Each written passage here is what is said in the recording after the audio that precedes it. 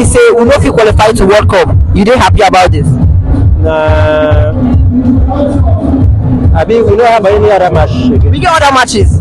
We are going to qualify. We are going to qualify. Yes. Thank you so much. Who you blame for today's draw? The coach, the defenders, the strikers, the midfielders. Who are you going to blame? The right back. The right back. SIE. That's SIE, right? Oh yeah, no what. Thank you so much. Wow. Taking it 2 times in a row, we're not qualifying. Does this make you feel happy? Actually, at first I was feeling happy when they were scoring the goal, but at last the pressure was much on them, and the right back had the opportunity like to defend the ball, and he lost it, and it led to the goal. If not, for my own thinking, I think Nigeria was like able to qualify for it. What department will you blame today? The defender, midfield, or the strikers? The defenders. You blame. The defender, that Akon in particular. Today it was just ill luck for the strikers. Who you blame today for our defeat? The coach? Is it the defenders, the midfielders, or the strikers? I don't have to blame anybody. You know, it's a game. It's a game normally. So it's not something that you just play. You just go like angry towards it, like be angry. No. So I don't blame anybody. Actually, it's all good. All right. No, Sorry, Nigeria. They are not in a good place right now. The Nigerian Super Eagles are struggling. Fans are not happy. It just reminds me of Ghana in the AFCON qualifiers. Welcome back to the channel. I am your host, Selassie Fiawoyi.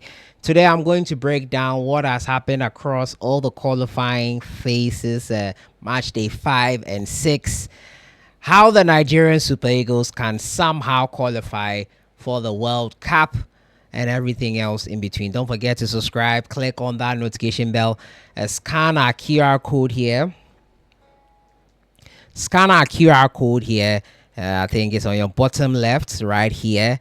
And be sure to join our Instagram family by scanning that QR code. I appreciate you guys on this channel. But unfortunate news for Nigeria. They are on the brink of not qualifying for consecutive World Cups. Yes. It's crazy. The last time out, it was a playoff game with Ghana that stopped them from going. And I think it's exactly 1 year to this day that they unfortunately lost it. Well, I think on 29th, but the first leg was on 25th of March. So exactly 1 year when it all started going downhill. They did not go to that World Cup, and now 2026 World Cup in US, Canada, Mexico, it is looking like a similar story, and it's unfortunate Nigeria find themselves in this unfortunate predicament. But today there could be some hope. Yes, I'm here to bring a message of hope and see if Nigeria can qualify for the World Cup.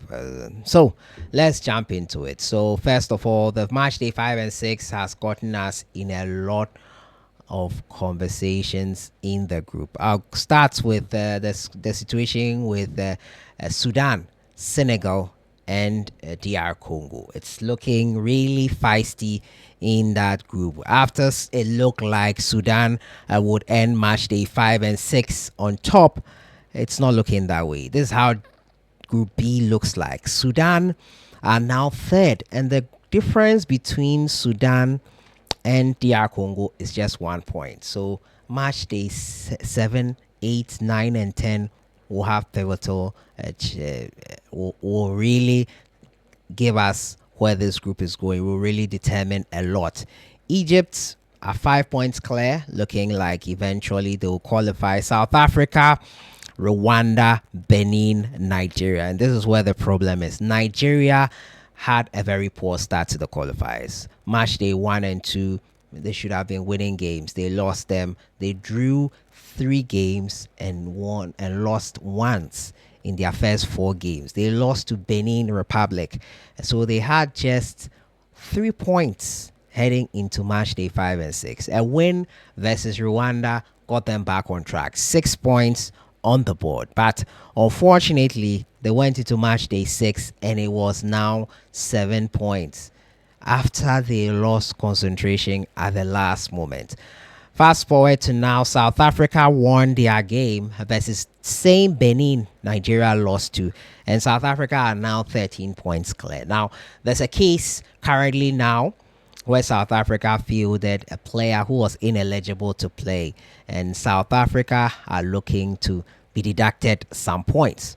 let's assume without admitting that South Africa are guilty of this, and they get deducted 13. They get deducted at 3 points. Whoever it goes to, whoever it is, maybe Lesotho, because they are the ones they played in that ineligible player with. I don't know if it will be given to Lesotho or the points will just be deducted, but let's assume that Lesotho get the 3 points and Nigeria and South Africa get deducted 3 points. What that means is that South Africa will have 10 points.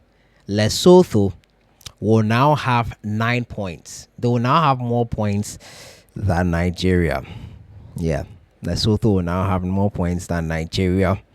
And they will now go into second. 1 point, 1 point behind South Africa.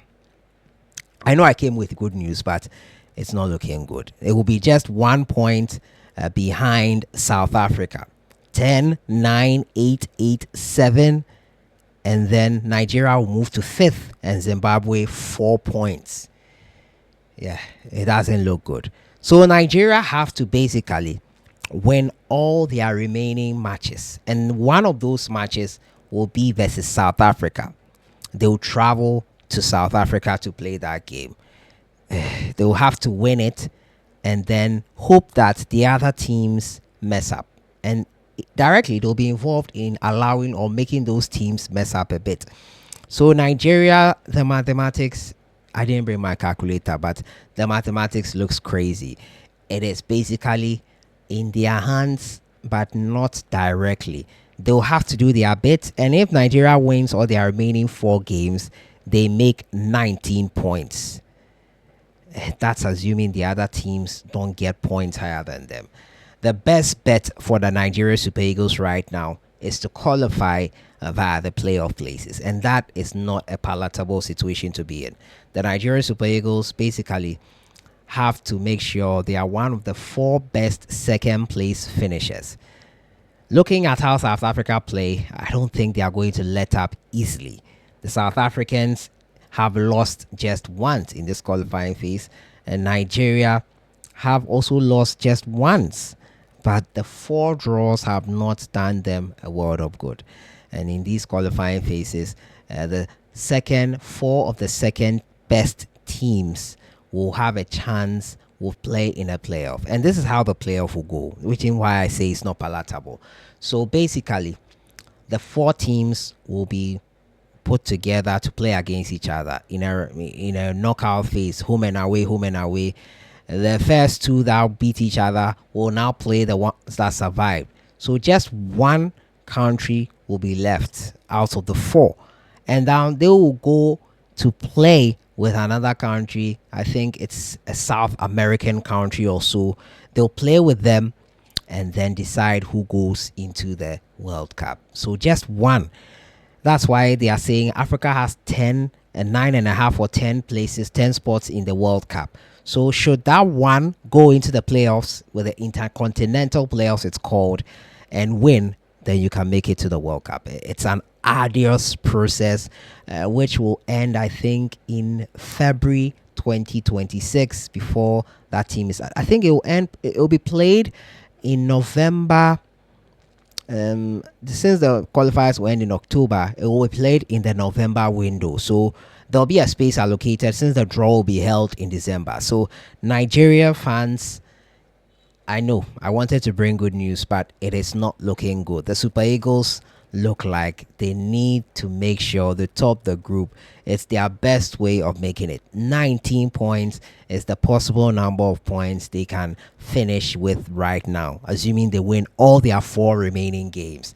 Beating South Africa, they will have to beat Benin. The Benin they lost to. They'll play Lesotho. They will have to beat them, and then they will play Lesotho, Benin, and also South Africa. They have to beat those teams. Seriously, they have to beat them emphatically. Win at least all the 4 and hope that things go their way. The Super Eagles are not in a good place. And in Group D, where I was quite surprised, Cape Verde are leading. They are leading over Cameroon, 13 points. Cameroon has 12 points. Match day 7 and 8 will be quite interesting. In Group E, Morocco are 15 points. They could Essentially, I think Morocco are more or less home and dry. The next points are 6 from Niger. So yes, Morocco and Niger are the top two, and the next they are 9 points clear. They have not qualified yet, even though they are 9 points clear. They've not qualified yet. And Cote d'Ivoire 16 points, Gabon 15 points for Group F. Very tight over there. And with Group G, Algeria 16, Mozambique 12 points. Group H has Tunisia with 16 and Namibia with 12 points. Ghana in Group I 15 and Comoros 12 points. So the Super Eagles of Nigeria, things are not looking so good. They have to do their best and hope their opponents do the rest for them. Let me know your thoughts in the comments box. The chances of the Super Eagles making it into the World Cup after that disappointing international window. Your thoughts in the comments box. I'll see you guys in the next one. Enjoy the rest of your week.